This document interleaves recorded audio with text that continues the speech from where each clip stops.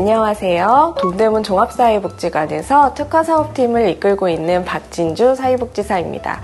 저희 기관에서는 아동, 청소년, 청년을 함께 만나고 있는데요. 오늘은 경계선진흥인의 청소년기에 대해서 함께 이야기를 나눠보려고 합니다. 오늘은 사회성 발달과 자아개념, 관찰과 개입을 위한 팁에 대해서 알아보겠습니다. 제가 거의 20년을 만나면서 느꼈던 노하우를 좀 풀어보려고 하는데요. 끝까지 시청 부탁드릴게요. 자, 그럼 이제 시작해볼까요? 사회성이란 한마디로 사람 사이에서 잘 지내는 능력입니다. 학술적으로는 사회적 성숙, 타인과 원만하게 상호작용하는 능력, 그리고 다양한 사람과 긍정적인 관계를 형성하는 능력을 말하는데요. 쉽게 말해 인간관계에서 생존하는 스킬이라고 할 수 있죠. 저도 사회성이 부족했던 적이 있습니다. 지금은 활발해져서 믿지 못하시는 분도 많지만 어렸을 때는 선물 받고도 고맙습니다 라는 말을 하는 게 어려워서 멀뚱하게 쳐다보거나 구석으로 숨을 때가 있을 만큼 소극적이었어요. 말하는 게 어려우니까 당연히 친구를 사귀는 것도 어려웠고요. 거절도 못하는 성격이었어요. 아마 초등학교 친구가 이 영상을 보면 저를 못 알아볼지도 몰라요. 사회성은 영역이 생각보다 많이 넓습니다. 종합심리검사에서는 사회성숙도 검사라는 것을 통해서 사회성을 평가하기도 하는데요. 여기서는 일상생활 수행 능력, 이동 능력, 일반 자조 능력, 의사소통 능력, 사회화, 직업 적응 능력 등 6가지를 사회성으로 봅니다. 참고로 드림멘토에서도 종합 적응 능력 진단검사라는 정서 사회성 심리검사를 통해서 사회성을 종합적으로 진단할 수 있다고 합니다. 실제 사례를 들어볼게요. 제가 부모님들을 상담해보면 처음 알게 되는 청소년들의 상당수가 친구가 한 명도 없어요 라거나 또래 친구가 없고 동생들이랑만 놀아요 라고 합니다. 친구가 없어서 집에서 휴대폰만 하고 있거나 하루 종일 게임만 하는 경우도 많아요. 친구를 사귀고 싶은데 마음대로 되지 않으니 엉뚱한 행동으로 관심을 끌기도 하고요. 친구들의 유혹에 쉽게 넘어가서 갑자기 비행행동을 하기도 합니다. 친구 관계에 실패하다 보면 학교 적응도 어려워서 중고등학생 때 학교를 중도 탈락하거나 따돌림에서 경험한 상처로 인해서 심리적인 어려움을 겪는 경우도 많아요. 고등학교를 졸업한 이후에는 친구가 없어서 집에서 은둔하게 되는 경우도 많고요. 친구가 없다는 건 앞으로 닥쳐올 위기를 나타내는 신호이기 때문에 반드시 개입이 필요합니다. 사회성이 중요한 또 다른 이유는 자립 때문인데요. 학교 선생님이나 상담사, 사회복지사들이 청소년의 성장을 돕는 궁극적인 목표는 스스로 살아갈 수 있는 힘, 바로 자립에 있다고 해도 과언이 아니에요. 경계선진흥인은 성인이 되었을 때 일을 해서 자립을 하고 싶어도 취업하거나 직장 생활을 유지하기가 매우 어려워요. 경계선진흥인의 취업은 이력서 작성이나 자격증 취득만으로는 되지 않습니다. 바리스타를 예를 들어 봤을 때 커피숍에서 일하기 위해서는 손님과 의사소통하는 능력, 친절한 태도, 청결, 매장을 관리하는 자조 능력과 커피 말고 다른 음료를 배워서 제조하는 직업 적응 능력, 함께 근무하는 사람들과 긍정적인 관계를 맺고 유지하는 능력 등이 필요합니다. 제 말에서 눈치채셨나요?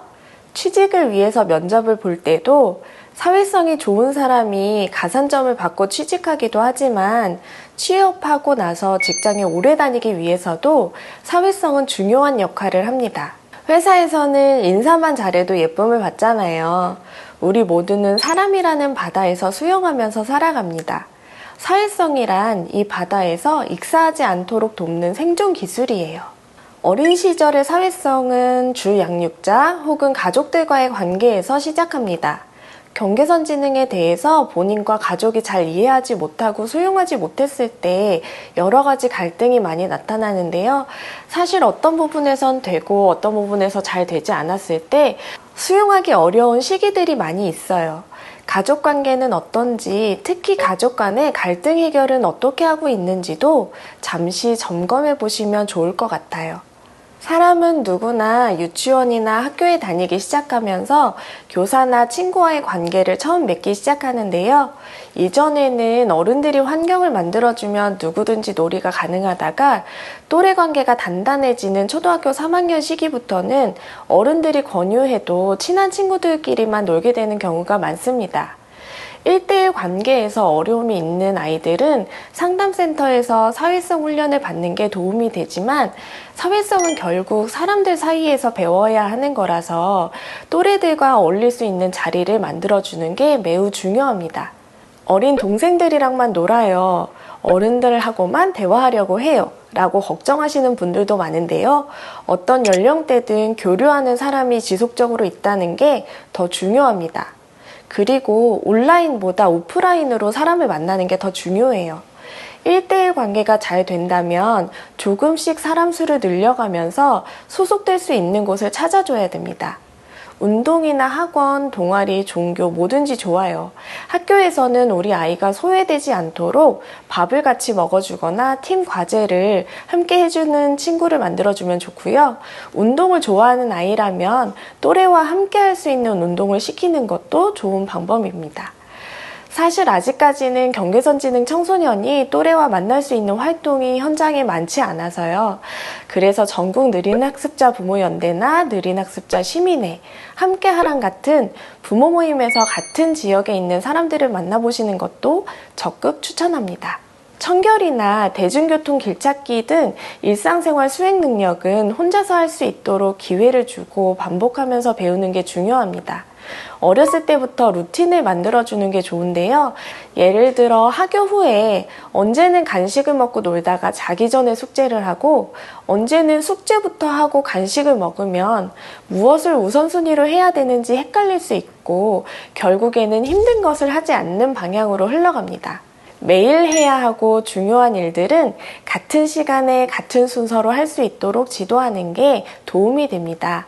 이미 많은 실패와 상처로 무기력한 아이들이 있다면 자신의 외모를 가꾸게 하거나 아이가 소중하게 여기는 것, 예를 들면 다이어리 같은 것을 꾸미게 하거나 운동처럼 일부러라도 몸을 움직이게 하는 것도 도움이 돼요. 몸과 마음은 서로 연결되어 있거든요.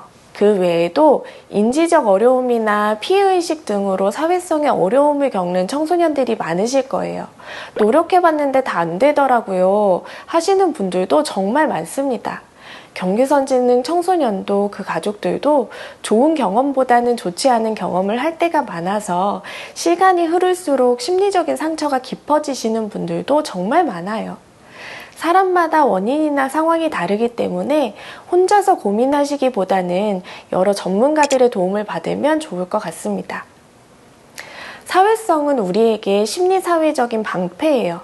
친구 한 명이나 나를 아껴주는 사람이 한 명이라도 있으면 학교 폭력 같은 위기나 우울감에서 보호를 받을 확률이 높아지거든요. 어렸을 때 사랑받았던 기억이 평생 마음에 남아서 살아가는 원동력이 되는 것처럼요. 그런데 이 사회성의 뿌리에는 나 자신을 어떻게 인식하느냐는 자아 개념이 연결되어 있습니다.